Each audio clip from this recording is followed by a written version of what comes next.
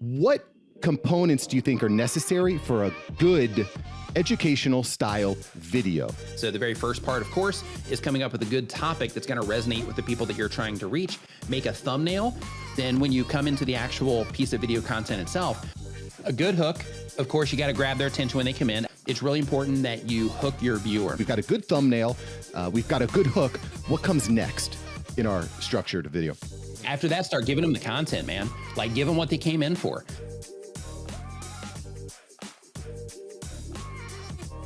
Ladies and gentlemen, welcome to the After Hours Entrepreneur. Super excited for today's show. We're joined today by someone who's actually played a pretty instrumental part in the growth of my YouTube journey, which we just hit 1,000 subscribers. We're joined by Nimmin. He's got over 800,000 subscribers. He's monetized his YouTube channel in many different ways, which we're going to talk about. And I just cannot wait to get into it. Nimmin, welcome to the show. Thank you for having me on, Mark. Super excited to be here. Super excited to talk about YouTube. As always, I love sharing information about YouTube and just connecting with other content creators and doing that whole thing. So super excited to be here today, especially, you know, with an entrepreneurial audience. Like, I thrive in this area because YouTube is a powerhouse when it comes to being able to use it for business. So super excited to have that conversation today. 100%. And there's so many great things to talk about. One of the things that I've really been thinking about, Nick, is the power of community to help you through tough times, to persevere. Because let's be honest, if you're gonna have any success on YouTube, there's gonna be days where you're like, what the heck am I doing? I'm wasting all my time. You gotta get through that, right? And I've found the YouTube community to be just so supportive and really incredible as a whole. I just wanna know from your perspective, how powerful has the larger community been in your journey? And side note, have you also had an inner circle which has been instrumental in your YouTube journey? Absolutely. So on both sides, you know, the community side of YouTube is actually part of what got me hooked on YouTube in the first place. So when I started my YouTube channel, I was just uploading random videos, and my channel was doing like okay, but not really. Like, it took me about 5 months to get my first 150 subscribers on my channel. And then I had the opportunity to work on another channel. And while working on that channel with somebody that was experienced, we, you know, got that channel, was getting momentum. And that was my first taste of the community side. Yeah. And I was like, wow, this is great. So you're telling me that I can upload a video now that I've got this community started, right? Like, I can upload a video now and I've got like all these people coming in and interacting with comments. People are hitting me up on Facebook, Twitter. You know, I've got all these people that like I suddenly have access to now. So like, the community side of YouTube is absolutely fantastic. And that, for me, and I think it's this way for a lot of creators as well, you know, that's just one of the things that kind of hooks you as a YouTube content creator, really with anything. You know, when you start getting that feedback from people and you start getting that, you know, validation is probably a better way to put it, but you start getting that validation, you know, from others. And then you're like, hey, you know, these people are digging what it is that I'm doing. These people are thinking like me. They're enjoying the content that I'm putting out. You know, I'm able to have conversations with them in the comments and sometimes take it onto other platforms. And in some cases, hang out with people in person and make like awesome friends that I was able to create or be able to connect with from the YouTube channel. So yeah, the community side is extremely powerful on YouTube. And extremely supportive. And I was just talking to Nick right before the show here. I don't know, I'm not always like super excited for interviews, right? And for these After Hours Entrepreneur shows. But going in to today, I just recognized I had a huge smile on my face as I was watching your content and preparing. And one of the things I think that you've done really brilliantly, Nick, with your channel is all of your content is very specifically catered to a specific audience. I want to grow on YouTube. And there's different reasons why that is. But I just kind of want to break it down for anyone that's maybe a little bit newer. They're a business owner, a creator. They're trying to get a little bit more speed on YouTube, okay? What components do you think are necessary for a good educational style video? An educational style video. I want to teach someone how to execute something. What are the components of a successful video? A good hook. Of course, you got to grab their attention when they come in. Actually, let's start at the very beginning.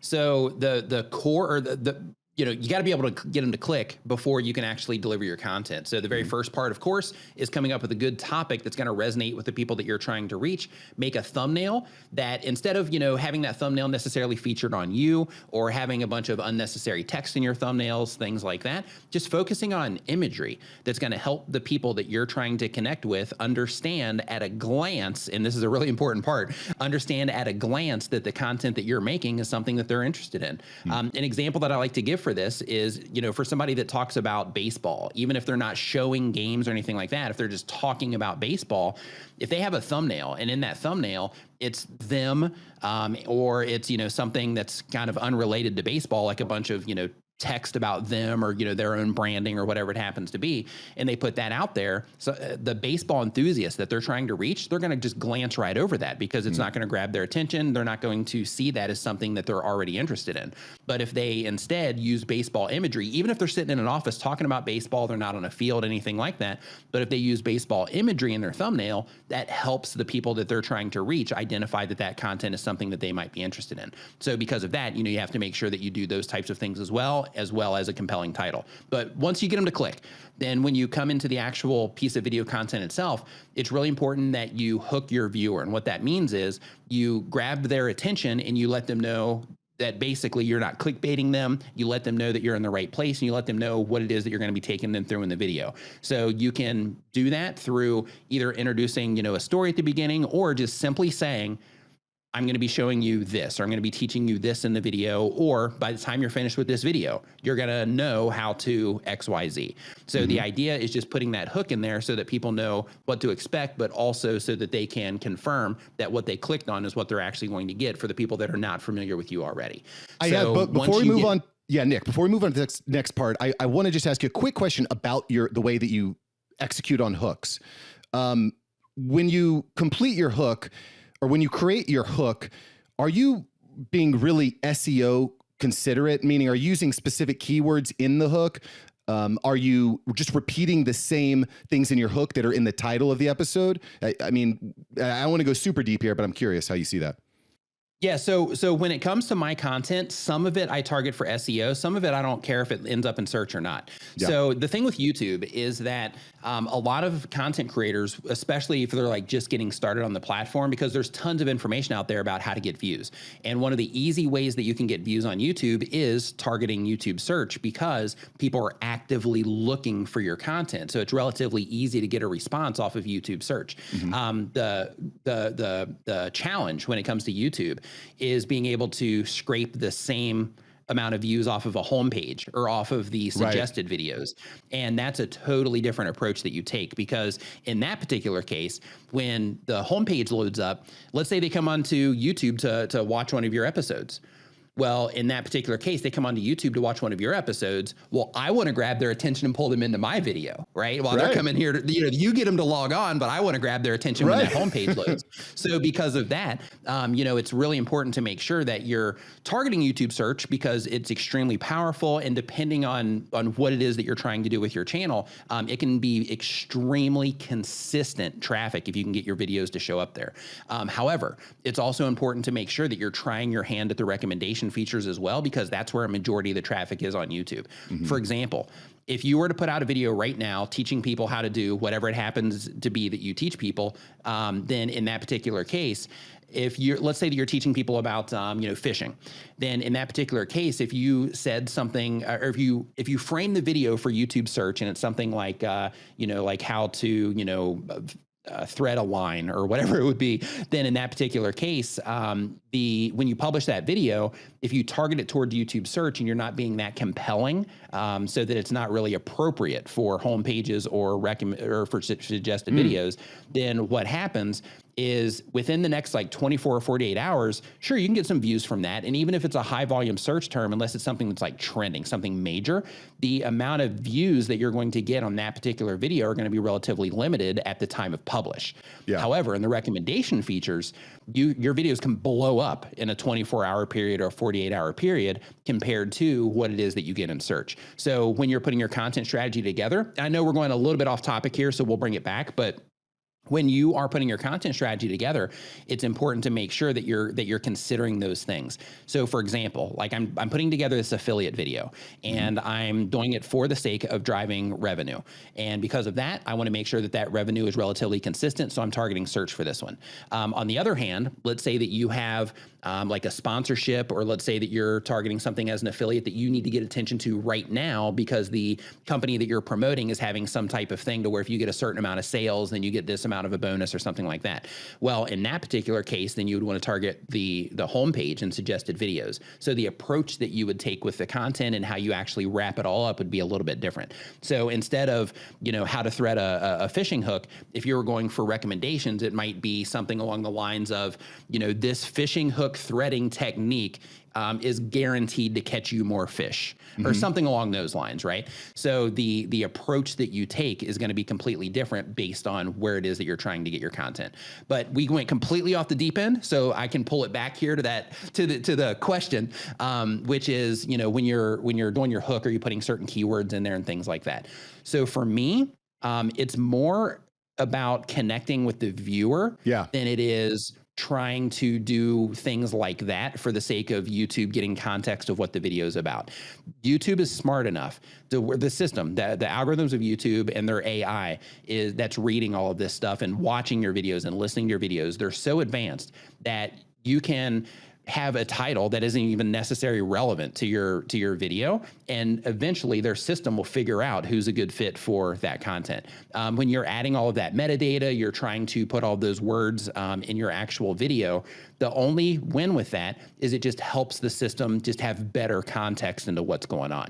But for me, I lean on the viewers, and what I mean by that is when somebody comes into my video, even if I'm targeting for search, I don't care what I say in the beginning as it pertains to my title or the topic of the video. What I care about is that when the viewers come in to my video, that I'm able to grab their attention and keep them watching for a longer period of time. Because if I can do that, then YouTube will maintain my video in search positions for a very long period of time, because it's going to have the context. It's going to put it in the right place based on, the other metadata and based on what the topic of the video is about in general.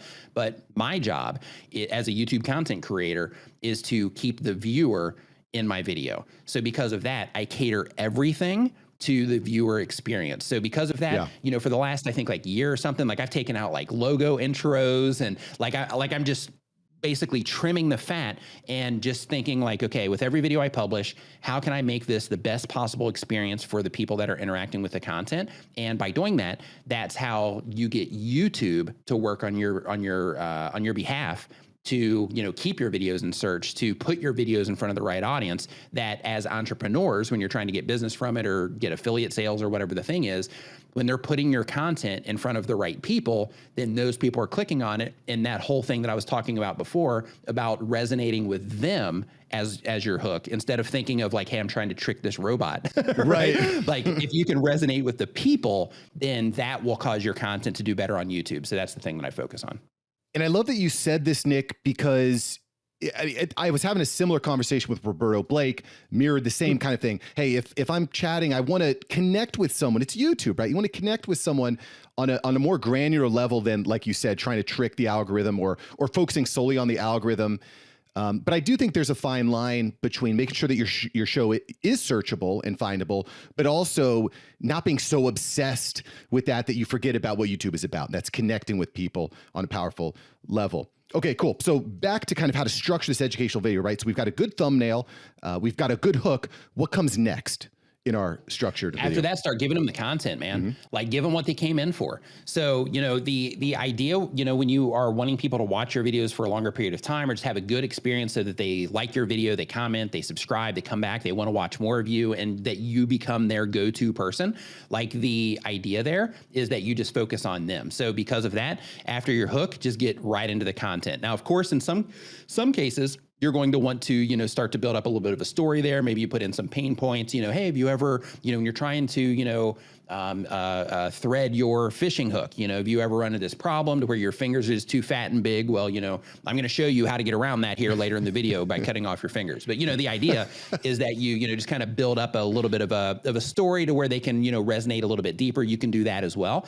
But for me personally, I just get right into it. But, the part about touching those pain points, that can be really effective though, because then you have people that are watching the video and they're like, yeah, I feel that, yeah, my fingers are fat. Yeah, like when I'm trying to thread my fishing hook, like I get it. Sometimes maybe I've thrown back a few mini while I've been on the canoe, and it's just hard getting that. I can't even. I'm seeing like 8 different fishing hooks. I'm trying to get this thing in here, right? But basically, being able to relate to your viewers in that way is really powerful. And then building up, like, these are all the problems that you're having. I'm going to give you the solution. Let's get into it, and then you start delivering, on the actual content itself. Brilliant. So we're into the content. I'm assuming what comes next is like a conclusion or a wrap up of the video, right? Well, it could be. So, this is where as a content creator, you got to always be experimenting with these types of things with your content, with your audience. It's really important because, the people that watch your content, Mark, they're going to experience your content and react to your content in a different way than they will if they watch mine. So, because of that, the experiments that you run, you might get different results than the experiments that I run. So, if I'm like, hey, I do a hook and then I do a build up and then I get into the content, you might find, well, when I do a hook and I do a buildup, I lose everybody in the buildup. But then, you might find, or it could go the other way around, to where in your case, that buildup part, everybody sticks around and they love it. But then when I do it, people just don't respond to it. So, the idea is to experiment, with the structures of your videos. But another thing that you can do as well is before you get to the end of the video, as you're going through the content itself, it's helpful to tease additional content that's going to be going on in the video when you can. So for example, if you are teaching people something, if you know that later in the video, because of course you're designing the content, so if you know later in the video you're going to be giving like a really good tip, or you're going to be going deeper into maybe something that you're talking about earlier in the video, then teasing that content and saying something like, like let's say that you're showing people how to do something specific and you're showing something on the screen. You can say, oh, and then there's this thing here. We're going to go into that. This is really awesome. And I can't wait to show you this. I'm going to show you that part later in the video. But for now, let's keep focused on this. And then you keep talking about the thing that you're talking about. And the idea there, it's called open loops is the technical thing for that. But all you're doing is you're just basically making the viewer think like, oh, there's going to be something better coming, or there's going to be some deeper information on this cool thing that they just talked about in this video. But then after that, as you keep repeating some of those through your content, then of course, you close the video out. But a really important thing, a big mistake that a lot of content creators make on YouTube is when it gets to the end of the video or near the end of the video, they'll say things like, and that's how you thread a fishing hook, or that's how you do XYZ. And when they do that, that immediately tells the viewer that what they came in for is over. And in almost all cases, if you look in your audience retention reports, if you do that sort of thing, you're going to notice a big drop in your audience retention because you've basically told people that, hey, the video is finished. So what you want to do is when your video is coming to an end, you want to drop your end screen on them. Right. And by end screen, I don't mean necessarily putting like a graphic on there. You can do that as well if you want to.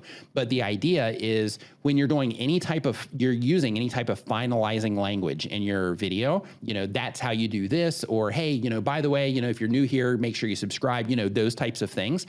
You want to make sure that you do that while there's in-screen elements on the screen, clickable in-screen elements, and you can add these in your Creator Studio for those of you that don't know. But basically, you want those clickable in-screen elements so that they have more of your content that they can click into, as they're like, oh, the video's over. Then you have these other options. And a way to level that up is once you do get to that in-screen part, drop the end screen on them. And instead of talking about a whole bunch of other things that they're not going to stick around for, just simply say, think about the topic that they came in for, and think about the other content that you have on your channel that would be a great fit for them, and tell them, hey, you watch this video because of this. I have another video that you would enjoy based on, whatever the topic is, and you can click into that right here. And literally tell them, like, this is basically the video that you want to watch next. Click into this right now. And the idea with that is that you're trying to keep people from leaving your video before you have the opportunity for them to click on more of your content from your end screen. And in addition to that, when you do lead people into it, just think of it from a sales perspective, right? So the idea is they essentially came into your store, they bought from you by watching your video. So what you're trying to do is upsell them, essentially. Right. So basically you get them to the end of your video and you think to yourself, okay, the person that's coming in and watching this, what would be a logical next step for them? Something that they, based on this topic that they would really enjoy. And that's what you link to, and that's what you recommend that they watch once you get to the end of the video. Yeah. And I will say that one of the things that YouTube loves more than anything is keeping people on YouTube. So these loops of, okay, you finish this piece of content, move on to the next one, is something that YouTube really loves. And if you're doing something that YouTube loves, they're going to show you to more people. And this is something In addition to that, Mark, is in addition to, just keeping people on platform with that one video, it goes deeper than that, because in addition to keeping them on platform for that one video, like if somebody completes a video, that's a great positive signal for YouTube that people are satisfied with your content, and viewer satisfaction is huge in terms of the priorities of YouTube. So they complete one video, they watch that video. If you can get them to click on your end screen and enjoy another video, the next video that you publish, I can almost guarantee that video is going to show up on a homepage and recommended next to other videos for that user after they've, watched to completion 2 of your videos back to back. And if they don't do it, on your next video, they're going to start showing people content from your back library. So, if you want to test this for yourself, anybody that's watching or listening to this, go to YouTube, create a brand new account. Go watch like 2 or 3 videos from any YouTube channel, and then watch them all the way to completion. Click on the end screen, watch on another one. If you want to, click on the end screen and watch another one. And then, you can shut down your browser, go do something else, whatever. Come back, open it up, like an hour or 2 later, maybe even the next day, whatever, into that account. And you're going to see content from that content creator on your homepage. Yeah. Yeah, I mean, it makes so much sense. And there's one more thing that I want to highlight, Nick, and really the first half of our show here today has been really focused on how to create educational videos for YouTube, how to put something on YouTube that's going to teach someone how to do something, right? And when you're creating a conclusion, when you think about how you're going to teach someone, it's hard to teach something to someone in full in one 10-minute video. Right. But if you're thinking about what do I want to teach someone, and you lay it out in maybe 10 different videos, you can create this loop. Okay, now that you know how to create your thumbnail, let's talk about your hook. Now you know how to create your hook, let's talk about your, and so on and so forth. Okay, awesome. I want to shift topics here because Nick Nimmin is in the house, YouTuber extraordinaire, and you can see everything he's doing at Nick Nimmin on YouTube. nicknimmin.com, no? Yeah, nicknimmin.com will take you to our website.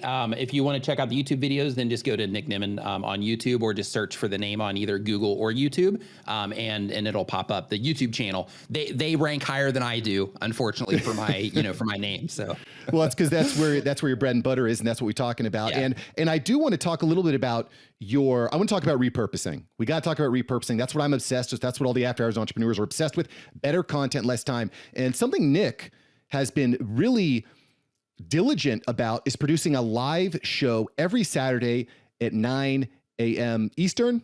It's Eastern, no? Yes. Yeah. Yeah, 9 a.m. Eastern. I think so. I tune in occasionally. So every Saturday at 9 a.m. Eastern. And then what you're doing is you're repurposing that live show and creating smaller micro clips.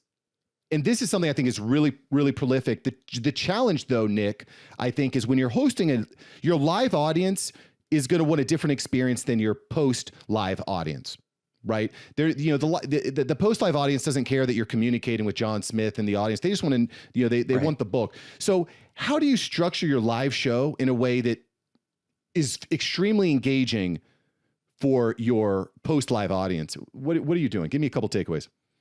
So I don't live stream for the sake of repurposing the content. I repurpose the content because the live streams make it possible. So that wasn't something that's intentional. It's just something that after a period of time, people kept saying, hey, I would love to hang out in your live streams, but I don't have the time. I would love to, get some of this information, because on my YouTube channel, everything is extremely targeted. I make sure that I'm getting in front of the right audience, all that stuff. My live streams, I answer question after question after question after question. I have a form that they fill out. I do it all for free. Super chats go to the top of the line, of course, but basically, like it gives people the opportunity to get customized questions customized answered based on the things that they're dealing with on their YouTube channels. So because of that, it just happened to work out in my case that each question can essentially be turned into a piece of video content. The entire live stream can be turned into a podcast, which I'm not as committed to that as I should be. I have like a handful of them up there, but I should be way more committed to that, but I'm just not. But you need to talk to me you need to talk to me and my team over here, Nick. We got your back. We'll help you out. Yeah, we do actually. We need to have that conversation. Totally. Absolutely. Because I need help on the clips too. But the idea though is that, since I do answer those questions for 3 hours straight during my live streams, then that gives me tons of additional content that I can use. Sometimes if I'm like, hey, I've been busy and I haven't had time to make content, then I'll just grab one of those clips and I'll even publish it on my main channel. I'll make it a little bit more appropriate for the main channel with more B-roll graphics, things like that. And I'll typically edit those just so I can make sure that they're, right for the channel. But what's funny is I can spend, the time setting up all the lights and doing all the stuff to make, like a good piece of dedicated video content on a topic. And those will do just as good as the repurposed live streaming content once it's all edited down and all that stuff, so it doesn't feel live, right? It feels like a piece of video content in that case. But it's kind of funny because like by making the live stream, I get to luck out and have all of this additional content that I can lean on in the event that I need it and to use in other ways. This is brilliant. This is brilliant. It's brilliant. So a lot of good points here. So I want to lean into something you said here, Nick. Your live show is about 3 hours long. Right. Not a lot of people have 3 hours to go in and hang out. Maybe people pop in for 20 minutes here, 50 minutes there, hour here, what have you. But there's going to be certain points I find throughout the course of a live event. I host a lot of events on Clubhouse, for example, but there's certain points during an event where I'm like, whoa, that was big. That was something that I think people would really love. Do you like make a note to yourself or send an email to an assistant or something? How do you, or do you just kind of put it in your mental Rolodex? How are you thinking to yourself, okay, this 10-minute clip is going to be fire. I got to put this out there. Do you have any ways of executing on that? None of the above. No. So basically what I do there is I have somebody that goes and they watch the live streams after. They basically go, they download the live streams, they watch them after, and they pull out the clips that make sense to them. They're actually like a newer content creator. So because of that, when I say things that resonate with them, then those are the clips that should be pulled out. So in my particular case, I don't do that. Like I'm trying to control the live stream. I've got like in my live streams are a little bit crazy. I've got, multiple cameras going. I've got a projector showing stuff in the screen. I'm like triggering stuff all the time. So because of that, like, stopping the momentum of the stream and taking notes and all that stuff, it's just not within my workflow. So because of that, I, like the person that does the editing for the clips channel, that takes all of those out of the live stream, what they do is they'll just watch it and then they'll just pull out whatever clips that they need. Yeah. Or whatever clips resonate with them. And, there's a reason why a Joe Rogan has a Jamie. There's a reason why all these great creators have someone that's working on the production, because like you said, managing a live room or live, there's a lot going on at all times. So I dig where you're at there. But for anyone just starting off that doesn't have a Jamie or an assistant, that's something that I've been doing that I've been pretty happy with. Just jotting down like a quick timestamp, like 30 minute, and then I can easily go back and repurpose that clip. So I want to talk a little bit more about repurposing, Nick. I know we're running short on time, but I want to talk a little bit about repurposing, right? We've talked about how to formulate a video. We've talked a little bit about repurposing live stream, but I want to talk about thumbnails. I want to talk about audio, because most business owners, most YouTubers, they don't necessarily want to become expert graphic designers or audio engineers and things like that. And you've recognized this problem and you've created a couple tools, Nick. So I just want to talk about the process of creating a very scalable tool like this. So you've got Tuber tools, which are a bunch of video, photo, digital assets for YouTubers. So you can easily create YouTube thumbnails. You can easily create end screens and backgrounds. It's a lot of cool stuff, countdowns, a lot of like really cool, simple stuff that would take someone like myself or average business owner an entire day to create, right? So you've got Tuber tools, but we've got a new platform that's out, Creator Mix. And this is for everyone that needs to add audio. You got to add audio to your video. Creator Mix is here. I just want to hear a little bit about the challenges of getting Creator Mix out. So first tell me exactly why you felt Creator Mix was important, Nick, and then tell me what was the biggest challenge you had to overcome to get Creator Mix out here for the public. So in terms of what Creator Mix is a free music resource for anybody that is uploading content to YouTube, to Twitch, to Facebook, to LinkedIn. Basically, we're just giving away music. And the reason that we made it is because right now on YouTube and just on the internet in general, there's this huge plague of just copyright strikes going out all over the place. People having to deal with all this copyright stuff. People using music from places thinking that it's going to be safe, but then it ends up not being safe. They get claimed. The person that does the claim ends up taking the ad revenue from the videos that they claim, things like that. And because of that, we just saw a huge hole. And we're like, how can we, kind of help fix this problem? Because there's some awesome paid services that people can use to where, they pay a monthly subscription fee. But, if somebody's just getting started on YouTube or just in this whole social media thing online, the amount of money that you have to spend on, all these different tools and just subscription services and things like that, like a lot of people just don't have it. So, they either don't have it or, they have, just other things they need to spend money on, but they still need great royalty-free music that they can use in their videos. So because of that, my brother and I created Creator Mix in order to solve that problem. So people can download it and use it in their videos. They can live stream and stream the music in the background while they're doing their live stream, and they don't have to worry about all those things. Yeah. I just want to say I love that you're working with your brother D on this, but to your point, I never know what's copyright free or not. I never know. So it's a real problem that you're solving here. And to know that I can go somewhere and I have the promise that it's copyright free is like, I can wipe the sweat off my brow. And before I want to go deeper on this, but I just want to give you a little bit of context here. I have a friend who's an attorney, and I worked with him on doing all this stuff. And I'm like looking at thousands and thousands of dollars for contracts and agreements and all this stuff. So like a place that I can go for free and it's hassle free. Okay, cool. Big deal. Value. So tell me a little bit more about Creator Mix. What was the challenge of creating a place like this, of creating a resource like this? Because I can, I haven't done this before. I imagine there's a lot of challenges, but it's something I might be interested in doing in the future, creating some sort of scalable digital asset. What was the biggest challenge to overcome? So in the scenario with Creator Mix, fortunately, just skills that, my brother and I have had from our past lives, it hasn't actually been a difficult project. So, we're both, into music. So, just through connections for both of us being into music, getting content, actual music that we can have the rights to or that we actually pay them to make, having all of that wasn't a problem. Making the website wasn't a problem because we know how to do that. And, putting the, email sequence together when people sign up, we know how to do all that. So, just fortunately, based on the skills that we have and the experience that we have, it wasn't a difficult project to put together. Right. The experience would have been completely different if we would have done it 10 years ago, right? With the skills that we had 10 years ago. But now, we're pretty well versed in a lot of these things. So in terms of challenges right now, it hasn't been an issue. In terms of, once it starts getting out there, we start getting feedback, we start having people steal, music and trying to sell it and all that kind of stuff, then that is where, we'll have those types of struggles. But in terms of, actually putting it all together and making it available, it's actually been a pretty seamless project.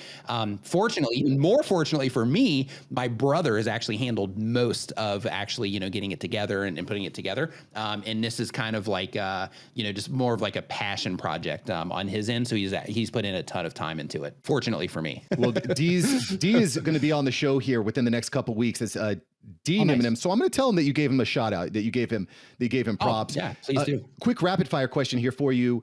How do you, and this is somewhat related, but somewhat unrelated. How do you actually accept payments through? Because one of the things I love about Creator Mix is it's very automated for you, right? You've created a digital product. How are you collecting payments? Free. Yeah. It's free. There are no payments. It's free. Oh, yeah, there are no payments. It's free. It's legitimately free. We don't have a premium service. It's legitimately free. You go there, you create an account, and you can download the songs and use them freely in your content. I have the big note here. It's free, but it's hard for my head to wrap my head. It's hard to wrap my head around free. So let's look at Tuber Tools then, which is a paid for service. Yes. How are you collecting payments with Tuber Tools? Yeah, so with Tuber Tools, there's two versions. One is a front-end store to where you can buy items a la carte, and then the other side is a membership area to where you get updates, on a regular basis. We update 3 times per week into there with new assets. And with the front-end store, we basically do that through Stripe and PayPal, and with the membership, we also do that through Stripe and PayPal. Okay, cool. Again, it's just a personal, listen, I got Nick Nimmin on the show. Sure. I want to pick the brain a little bit. All right, cool. So before we get into the overrated, underrated section, Nick, there was one more question I wanted to ask you. There's been a lot of talk in the media about, the way that social media platforms are handling creators and things of that nature. I'm just wondering, I love YouTube. I'm big on YouTube, second largest search engine on the internet. Do you think there's any real threat out there? Is there any other video hosting platform that you think's a threat? Anything that you're looking at? Not even close. So like a lot of people will say like, oh, TikTok's a threat, but they're not. So it's a totally different type of viewer that's over on TikTok. TikTok has its own purpose. YouTube is trying to, kind of absorb some of that audience with their shorts. But the thing that YouTube has that TikTok doesn't is the discoverability side. Like, for example, if I want to watch a video about anything, in order to access that video on TikTok, I have to have the app. I have to open the app. I have to go into my phone to find it. And I have to go through that whole process. To lead me into YouTube, I can open the app in my phone. I can Google something and I'll get led in that way. I can look for something on Yahoo or Bing or any other search engine. As long as they have video results, they're usually primarily YouTube results, but they also mix in some other platforms too. But anyway, you can also pull, traffic from those. In addition to that, people can embed your YouTube videos, and you can embed your videos and put them on your own website as well. And then, optimize your own website if you want to go that route in order to be able to tap into search for that one. So just the discovery options on YouTube are just crazy. And in addition to that, the algorithm itself, how everything works on YouTube, it's excellent. So like a lot of new content creators who don't understand it, they'll look at it and they'll think like, hey, why isn't YouTube showing my videos to people? But the reason they're not showing your videos to people is because you just haven't gotten your stuff yet to a competitive level for everything else that's on there. So that's why you're getting, less impressions, or the videos that you're putting out, people just aren't clicking and watching at the rate that they should in order for it to be competitive enough for them to keep showing your content a lot to people. So because of that, in terms of YouTube, I just think that it's going to be here for quite some time. I don't know how long, but I think it'll be here quite some time. And I don't think that as of right now that there's any real threats. It's actually kind of funny that you brought this up, because Amazon Live and Amazon Video is something that a lot of people have hopped on recently because, it's just an easy way to make money right now. So basically what that is with Amazon Live or with Amazon Video, if you are in their influencer program, you can make videos for any of the things that you review or any things you buy. You make just a little short video that reviews it or just kind of highlights it, and you upload it to Amazon. And if somebody watches your video before they make a purchase, then you'll get a commission. So some people are making like good money. Like I had a friend of mine, Dan Courier from the YouTube channel Creator Fundamentals.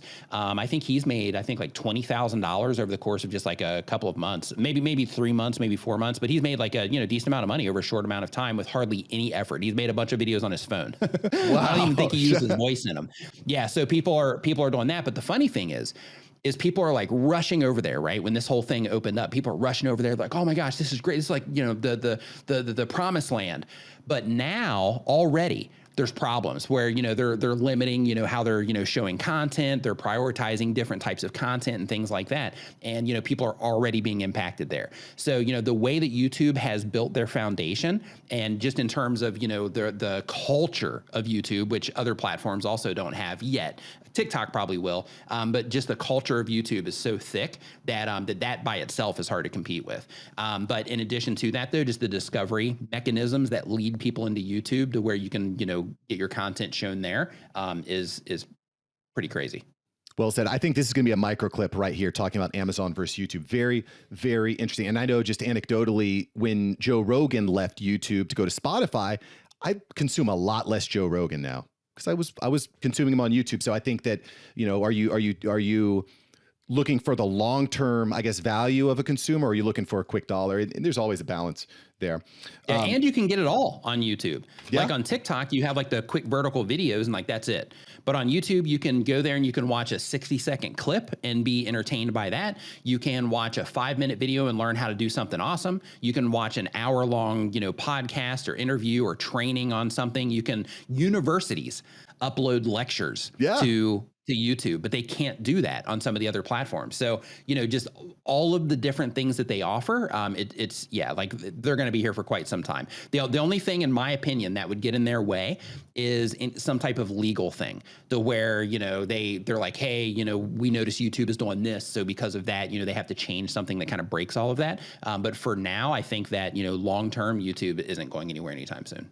Yeah, I'm with you. And yeah, I mean, it'll be interesting to see how social media platforms are handled as far as their responsibility for the content that they're approving, pumping out. You know, we'll see. I know that's probably a conversation for another day.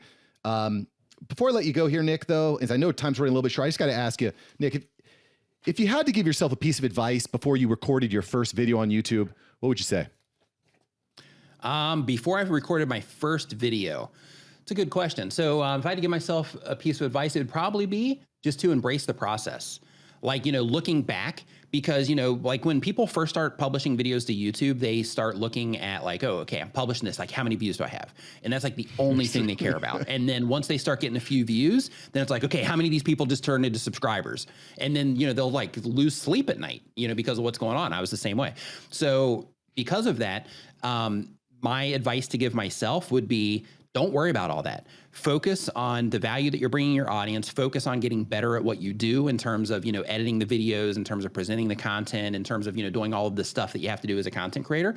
Focus on the process and really embrace the process, because the more that you can do that without focusing on all the other stuff, I mean, of course, you got to keep track, right? Like if you're not getting any views and you continue to not get views for a long time, you're doing something wrong. So you got to figure that out and fix it. But in terms of, you know, like, hey, my channel's growing, I'm getting views. Of course, I'm going to learn how to, you know, do everything better so I can get better results faster. However, don't beat yourself up, right? Just embrace the process and think to yourself like, okay, my self-worth isn't attached to my view counts. My, you know, overall, you know, progress and just general success isn't necessarily based to my view counts either. So because of that, I'm just going to lean really hard into the process, which then over time is going to train me to make awesome content for a particular audience that's going to love that content, which then will make my channel take off. Wise words. And I'll just add one thing. If I had to tell myself one thing before I started on YouTube, I would say, Mark, make one video a week and watch at least one Nick Nimmin video a week and execute the strategies. Just watch one video a week and execute the strategies he tells you, and it's going to come together. I promise. Nick Nimmin, thank you so much, brother. Thank you, Mark. I appreciate it. Thanks for watching Mark Savant Media. Here, we're going to help you create a better content in less time and turn that attention into income. If you love this video, you're going to love these videos here. Click the one. Me and my team specially selected this just for you. Click the link. Check out the video. I'll catch you here next time on Mark Savant Media. Peace.